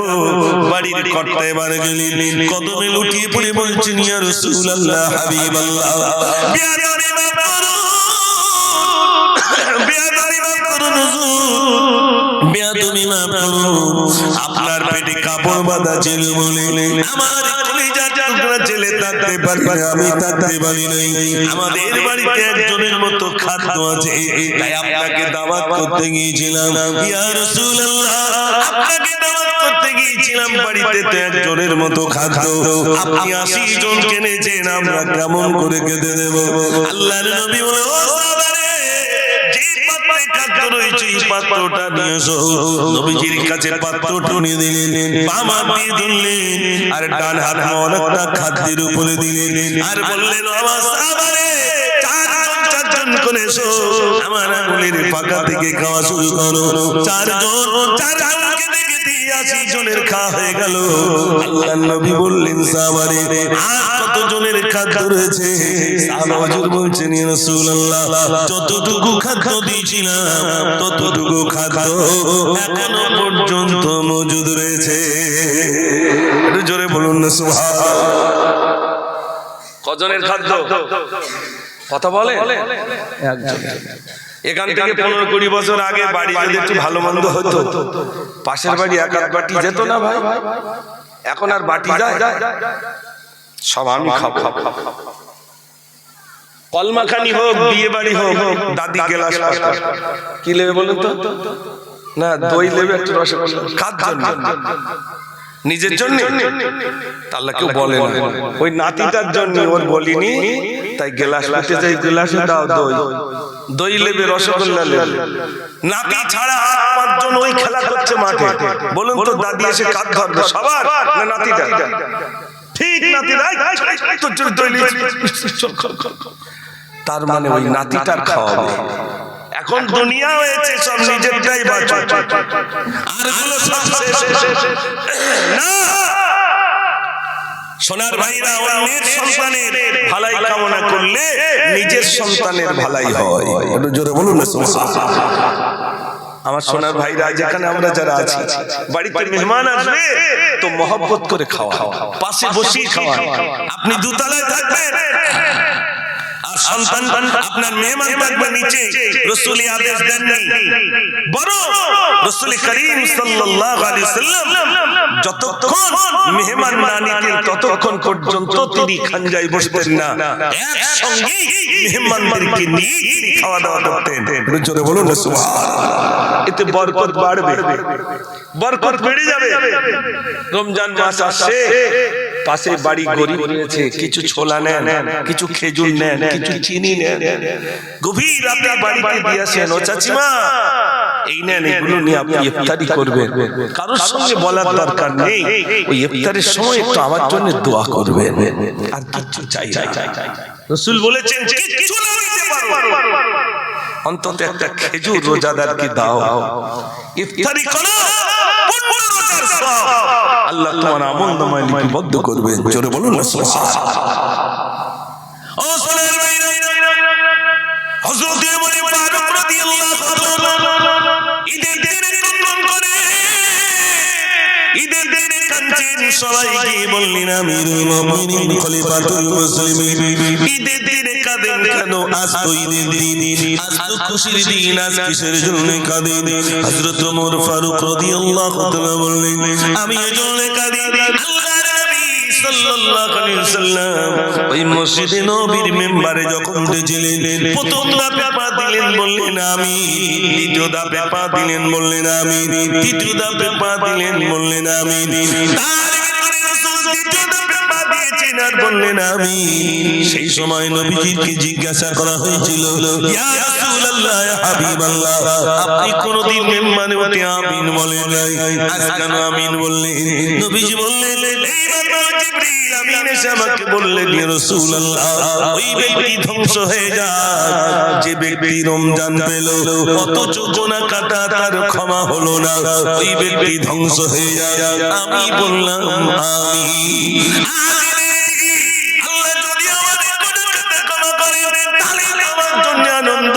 আর যদি গুনাহ কাটা ক্ষমা না করে তাহলে কিসের আনন্দ? আমার যদি গুনাহ কাটা ক্ষমা হয়ে যায় তাহলে তো নতুন জামা কাপড়, তাহলে তো শিশি, তাহলে তো সিমাই, তাহলে তো লাচ্ছা। আর যদি গুনাহ কাটা ক্ষমা না হয় কিসের আনন্দ, কিসের লাচ্ছা, কিসের সিমাই? ও সোনার ভাইরা, আজ আমরা এখানে যারা আছি রমজানের পরে গুনাহ কাটা ক্ষমা হয়েছে কিনা এই টেনশন হয় না, সন্তানদের জামা কিনে দিতে হবে এই টেনশন হয়। না করছেন নাকি আপনারা?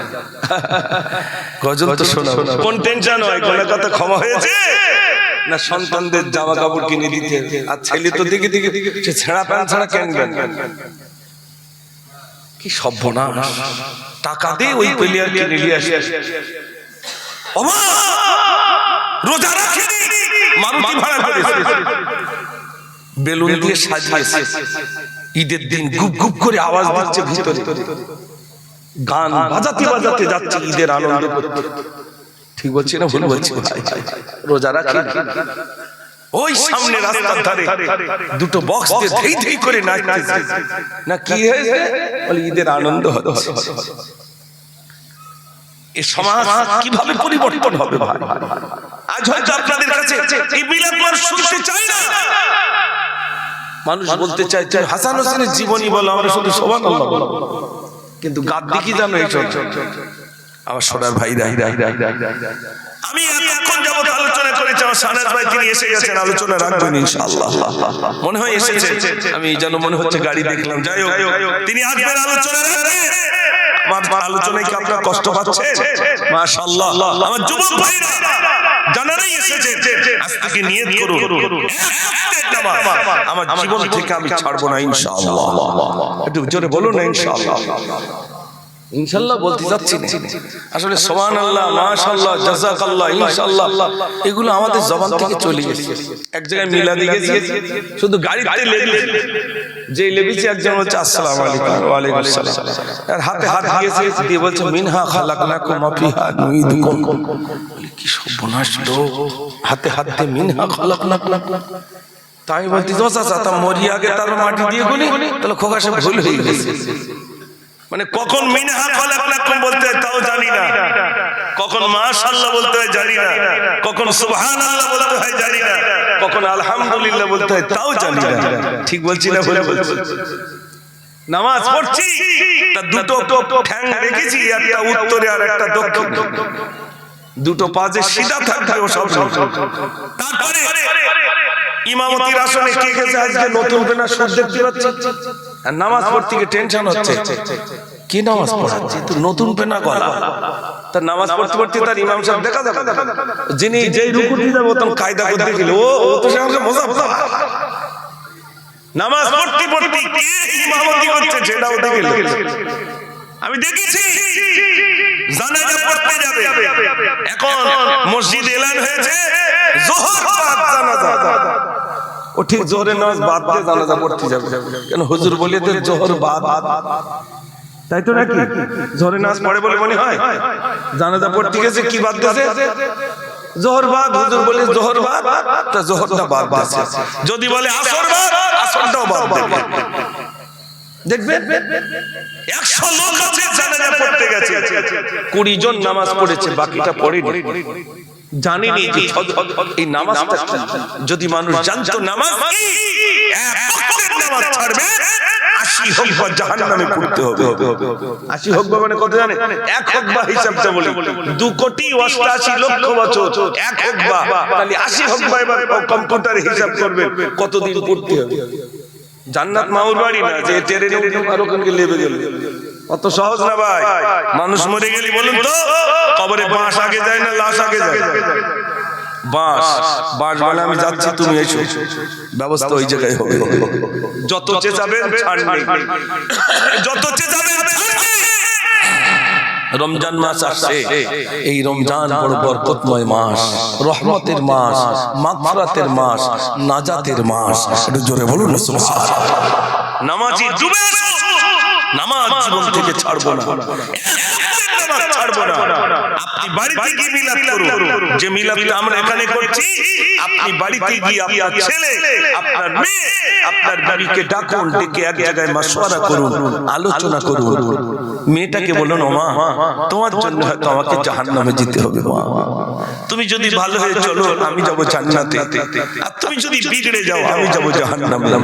ছেলেটাকে বলেন বাবা তুমিও নামাজ পড়ো, বিবিকেও বলেন তুমিও নামাজ পড়ো। আমরা 4 জন, আমাদের বাড়িতে একটা কেউ যেন বেনামাজি না থাকে, তার জন্য মেহনত করতে হবে। কাকে? গার্জিয়ান না মসজিদের ইমাম সাহেব? গার্জিয়ান। আমরা কোনদিন নিজের সন্তানদেরকে নিয়ে আলোচনা করেছি? বাড়িতে কোনো সমস্যা হলে তখন আলোচনার টেবিল করি, কিন্তু ইবাদতের জন্য, নামাজের জন্য, তালিমের জন্য আমাদের সন্তানদের আমরা কোনদিন এই তালিমগুলো দেই নাই। আমার সোনার ভাইদের কাছে করজোরে নিবেদন, দেখেন এখানে হাজারে এসেছি, মিলাদ দেওয়া ফরজ নয়। মিলাদ দেওয়া কি ফরজ? শুধু ফরজ না তাই লাইটিং সেই ও মাথা থেকে মাথা। আর নামাজ পড়াটা কি? আল্লাহ কেউ কথা বলেন, নামাজ পড়া কি ফরজ, মিলাদ দেওয়া নফল, না দিলে কোনো গুনাহ হবে না, কিন্তু নামাজ পড়াটা ফরজ। ওখানে যেতেই হবে ভাই, রিহাই নাই, রিহাই নাই। মসজিদে যেতে হবে, মসজিদে কি হতে হবে, নিজের জীবনকে পরিবার ইমান করতে হবে, তার জন্য মসজিদের সঙ্গে সম্পর্ক রাখুন, আল্লাহ জীবন পরিবর্তন করে দেবেন। জোরে বলুন না সুবহানাল্লাহ। ছোট্ট একটা ঘটনা বলবো। শেখ সাদী রহমাতুল্লাহ আলাইহি তিনি তার মুসলমানের হাসি বলে একটি বই আছে, বাংলায় বেরিয়েছে। বইটা কিনবেন আর বড় দুঃখ লাগে, বড় বড় ইসালে সব হয়। বলুন তো মানুষ কিতাবের দোকানে বেশি থাকে না হালুয়ার দোকানে বেশি থাকে? হালুয়া। মুসলমান জানে খাবো আর পায়খানা করবো, তাহলে জ্ঞান সঞ্চয় করবো না। কিতাব কিনবে না, একটা বাড়ি কিতাব রাখে না, মসলা ভান্ডার রাখে না। আপনি মোবাইলে দেখুন, বুখারী শরীফ আছে, নাসাই শরীফ আছে, তিরমিজি আছে, আবু দাউদ শরীফ আছে, কোরআন শরীফ আছে, কোনটা নাই? কোরআন আপনার মোবাইলে সব আছে। আমাদের ছেলেরা মোবাইলে পাবজি খেলে সব ব্রেনের তার কেটে ফেলছে, আর হিন্দু ভাইরা মোবাইলে সফটওয়্যার ইঞ্জিনিয়ার হচ্ছে। ওদের হাতে মোবাইল, আমাদের ছেলের হাতে মোবাইল। আমাদের ছেলেরা পাবজি খেলছে আর তারা ইঞ্জিনিয়ার সফটওয়্যার হচ্ছে। পার্থক্য এটা। আপনি মোবাইলে নামাজের তরিকা পাবেন, নামাজ কিভাবে পড়বেন সে পদ্ধতি পাবেন, কোনটা পাবেন না সবকিছু পাবেন। ওইটাই নিয়ে আপনি হুজুরের কাছে বলুন, হুজুর আমি যেটা দেখছি এটা সঠিক কিনা, এটা আমাদের ইমামে আজম আবু হানিফা রাহমাতুল্লাহ আলাইহির মাসলাক কিনা। কেননা ওখানে অনেক কিছু আছে, তার ভিতরে আমাকে নির্ণয় করে নিতে হবে এটা আমাদের ইমামে আজম আবু হানিফা রাহমাতুল্লাহ আলাইহির মাসলাক কিনা, সেটা আপনাকে জানতে হবে। তার জন্য উপযুক্ত ইমাম আছে, তার কাছে যান, শিখুন। 2000 আগে আল্লাহ পাক হাসকে নিয়ে গেলেন, 2010 এও গেলাম। আমার জীবনে এই দুবারে যাওয়ার অভিজ্ঞতার কথা বলছি, বড় দুঃখের কথা বলছি। মানুষ মিলাদ শুনে শুনে মুখস্থ হয়ে গেছে, কিন্তু কোরআন শরীফ জানে না। এমন মানুষ আছে না? না, একটু জোরে বলে। তাই নামাজ পড়বে কি দিয়ে? কোরআন দিয়ে। তো দুটো তিনটে সূরা মুখস্থ রেখেছে, ওই না তাই না, কুল সূরাটা আর সূরা নাসটা, তা তিনটে এসে শুধু ঝামেলা করে, কোনটা আগে পড়ি কোনটা পিছনে পড়ি, তাও তাতে ভুল হয়। আর কম্পিউটারের মতো নামাজ, কুইক নামাজ পড়ে বেরিয়ে যাচ্ছে। নামাজের ভিতরে একাগ্রতা নেই, নামাজের ভিতরে কোনো রকম মানে একাগ্রতা তো নেই। আল্লাহর নবীর কাছে সাহাবারা জিজ্ঞাসা করলেন, ইয়া রাসূলুল্লাহ পৃথিবীতে সবথেকে কোন ব্যক্তি বড় চোর? নবী বলেছেন, যে ব্যক্তি নামাজে ফাঁকি দেয় ওই ব্যক্তি হলো সবথেকে বড় চোর। যে ফাঁকি দেয় ও চোর, আর যে পড়ে না সেটা কি হবে এবার বুঝতে পারছেন? আর আমাদের দিকে ওই দেখবেন শুধু করাকাতার পড়ে, মানে একটা হাফেজ সাহেব আর একটা জেনারেল দুজন যদি নামাজ পড়ে, কার নামাজটা আগে হবে? হিসেব কি বলছে? ওই হাফেজ সাহেবটার আগে হওয়া উচিত, যেহেতু সে কোরআন পড়তে পারে ভালো। কিন্তু না, ওর লেট হয়, এর আগে হয়। কি পড়ে আল্লাহই জানে। আমি তো দেখেছি মানুষের সব জানা হয়ে গেছে, দুটো জিনিস যা জানে না। একটা হলো ওই জানাজা পড়তে গেলি পিছন দিক দিয়ে বলে, ইমাম সাহেব নিয়তটা একটু জোর করে বল দাও। ভেতরে যেগুলো আছে সব মুখস্থ, শুধু নিয়তটা যা আমি জানি। আর ঈদের নামাজ পড়তে আসলে এরকম ঠিক জোর করে বল দাও, ইমাম সাহেব নিয়তটা একটু আরবি আর বাংলায় বলে দাও। আর যদি না বলে দেয় চাকরি থাকবে বলে মনে হয়। ইমাম সাহেবও জানে আমি কিছু বলতে না পারি, আর অন্তত নিয়তটা জানে একটু জোর করে বল দিতে পারি। আল্লাহ। আচ্ছা ভাই, এবার আপনারা বলুন, আমি মুজাফফর মারা গেছি, আপনারা এখান থেকে যাচ্ছেন চই জানাজা পড়তে, নিয়তটা কোথায় করেছেন? বাড়ি না সেই চই চৈতলিকে? তাই তো। তা কি করে হয়? আমি মুজাফফর এখানে আসছি, নিয়ত বাড়ি করেছি না এখানে এসে করেছি? বাড়ি করেছি যে আমি হামাদাওয়ায় যাচ্ছি, তাই তো। হামাদাওয়ায় যাব বলে প্যান্ট পরেছি, জামা পরেছি, কোথায় যাব বলে? আপনাদের এইখানে আসবো বলে, তাহলে নিয়তটা কোথায় হচ্ছে? বাড়ি তো নিয়ত হচ্ছে।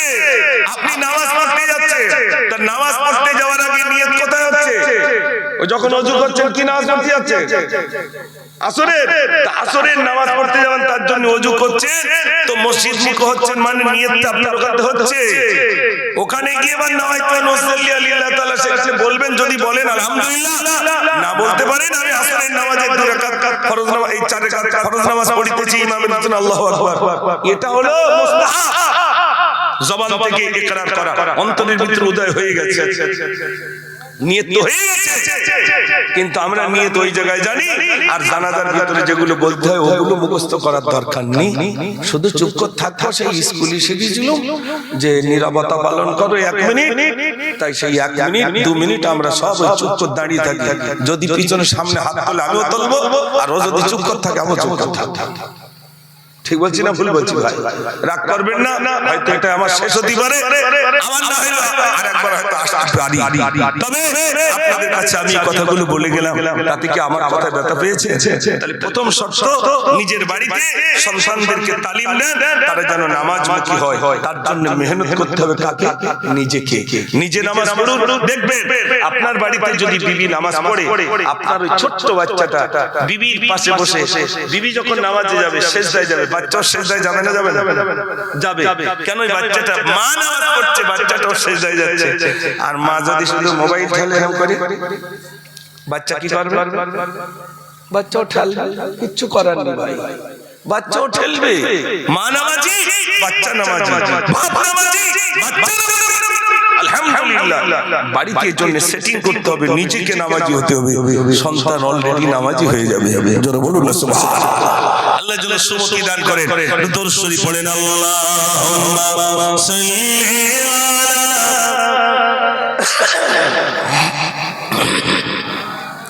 ওয়া আলা আলি সাইয়্যিদিনা। আওয়াজ নেই কেন? একটু আওয়াজ দেন দেখি। নারে তাকবীর। গজল একটা শোনাবো। আর ওই দেখছিলাম বিরানি, তো দেখতেছি অনেক হাড়ি। কত হাড়িটা কি জানি? কত হাড়ি বিরানি? 10 হাড়ি বিরানি। তা বিরানির গজল একটা বলবো? বিরানির গজল তাহলে একটা বলি তো, আওয়াজ সবাই জোরে দিলে তো বিরানির গজল বলে যাবে ইনশাআল্লাহ। না মাশাআল্লাহ। আমি মুজাফফর এসেছি, মামুরাবাদ, জিজ্ঞেস করছি ভাই কি রান্না করেছে? হুজুর বিরানি করেছি। তো নিয়ে আসি। এক বালতি এনেছে। এক বালতি কি হবে? আরো আনে। কতটা খাবে রে? এক হাড়ি এনেছে।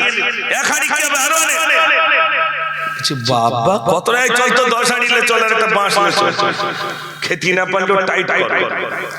যুবকরা 10 হাড়ি বিরিয়ানি আনছে, সঙ্গে একটা বাঁশ আনলো। আমি গালটা হা করলাম, 10 হাড়ি ঢেলে দিল, আমি টপ করে গিলে বাড়ি চলে গেলাম। বাড়িতে যাবেন, মায়ের জিজ্ঞেস করবে কই তাবারুক কো? বলে চৈতল থেকে এক হা করে এসেছিল, ওই একে গালে বেরিয়ে বাড়ি চলে গেছে। বলবেন না? বলবেন। আল্লাহ আপনাদের টাকা দিয়েছেন, আমাদেরও দিয়েছেন, সবার দিয়েছেন। নবী সুলাইমান আলাইহিস সালাম কত টাকা দিয়েছিলেন? 70টা উট সিন্ধুকের চাবি বইয়ে দিল।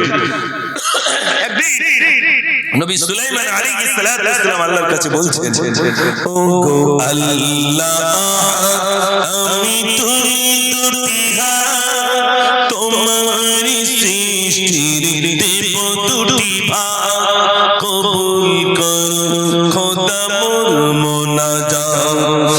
আমি সুলাইমান করব দাওয়াত, ও গো আল্লাহ, আমি তুমি দুটিহা তোমার সৃষ্টির দেব দুটি ভাগ। দুটো ভাগ দেব। নবী সুলাইমানের কথা শুনে আল্লাহ কি বলছে শোনেন। নবী সুলাইমানের কথা শুনে আল্লাহ বলেন, ওরে সম্ভব নহে, তুই পারবে না। কেন? আমার কত যে সৃষ্টি, তোমার পরে না দৃষ্টি, তোমার দাওয়াতে হবে ত্রুটি। ও সুলাইমান করোনা দাওয়াত, সৃষ্টির কোলে ওরে আমি। তুই পারবে না খেতে দিতে। নবী সুলাইমান বলছেন, আল্লাহ এত টাকার মালিক খেতে দিতে পারবো না? বলছে না। নবী সুলাইমান বারে বারে বলা, আল্লাহ বলছে তাহলে এক কাজ করো, একদিন তো পারবেই না, এক সাজের অনুমতি দিলাম। দুপুর বেলাটা মনে করো, এক সাজ অনুমতি দিলাম, যাও। অনুমতি সুলাইমান তোমায় দিলাম, খানা পাকাও তুমি যাবে মেহমান। কোথায় রান্না করবো? সমুদ্রের পাশে বিরাট ময়দান, তপ্তি উড়িতেছে নবী সুলাইমান। তক্তা ভাসছে, রান্না বান্না হচ্ছে, 6 মাস ধরে রান্না হচ্ছে। এই দেশীয় রান্নি না, সব জেনে রান্না বান্না করছে।